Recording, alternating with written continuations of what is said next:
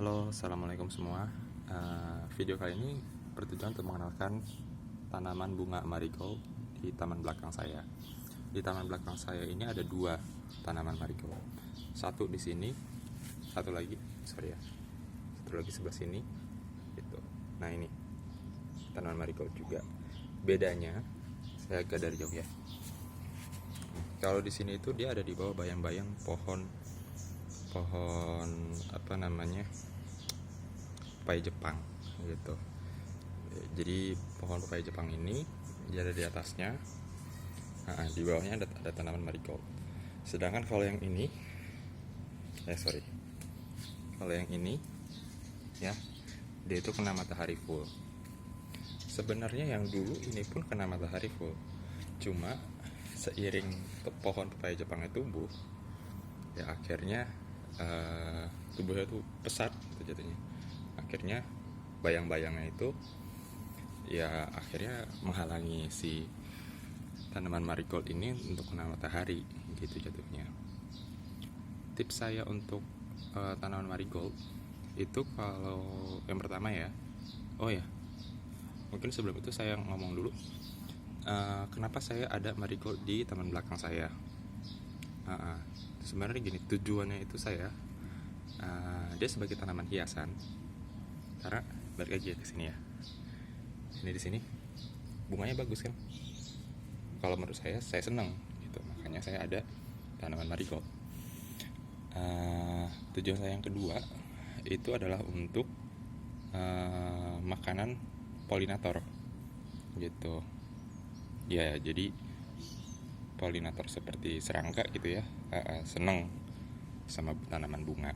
Nah, salah satunya bunga yang direkomendasikan kalau dilihat di website itu adalah marigold gitu jatuhnya. Sebenarnya simpel seperti itu. Nah, ini teman-teman bisa lihat ya, tanaman marigold itu bentuk daunnya seperti ini. Dia itu nggak lebar daunnya, tipis gitu ya, kayak jarum, tapi nggak setipis jarum sih, itu jatuhnya. Tapi kalau misalnya diraba, lemes sih dia, nggak nggak tajam gitu jatuhnya. Nah, ini tanaman ini dia senang sama matahari. Jadi kalau teman-teman punya tanaman marigold atau masih baru beli gitu ya, tips dari saya itu adalah taruh di tempat yang kena matahari. Tuh.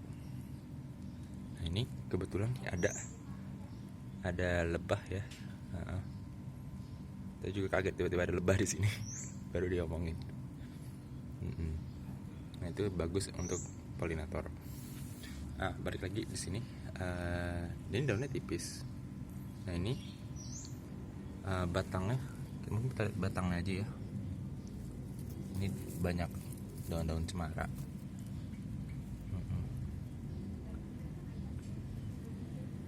Kelihatan bebas sih. Nah, ini batangnya dia seperti ini gitu ya. Dari batangnya lalu ke daunnya pun seperti ini. Ini bunga yang masih kuncup, masih seperti ini. Lalu ini bunga yang udah mekar. Nah, tips saya ketika ngairin atau nyiram tanaman marigold ini, kalau bisa nggak kena bunga yang udah mekar. Karena kalau bunga mekar ini udah kena air atau air hujan, itu dia biasanya akan layu. Nah, salah satu contoh bunga yang udah layu, saya agak lihat ini ya, karena ada di sebelah sini. Nah, ini salah satu contohnya. Mungkin teman-teman nggak bisa merasakan ya, tapi kalau saya ngerasain ke tangan saya, ini bunganya lembab, dan dia udah layu gitu jatuhnya. Dia nggak lembab, nggak kering gitu, malah lembab. Nah, saya nggak bisa nunjukin, cuma saya dulu pernah ngeliat kalau bunga udah lembab itu nanti muncul putih-putih di dalamnya. Ya, si putih-putihnya itu jamur ya, cuma di sini nggak terlalu kelihatan. Itu tipsnya ketika ngairin, kalau bisa langsung di tanahnya gitu, jangan kena bunganya. Tapi kalau misalkan hujan gimana dong? Ya udah, mau diapain gitu.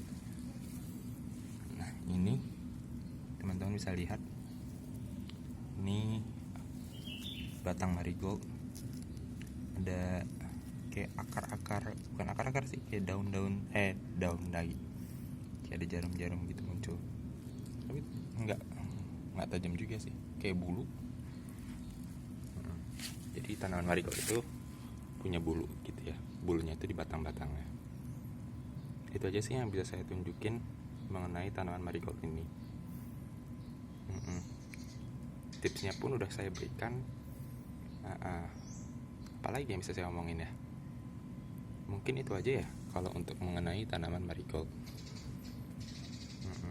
Oke deh, dadah semua, assalamualaikum.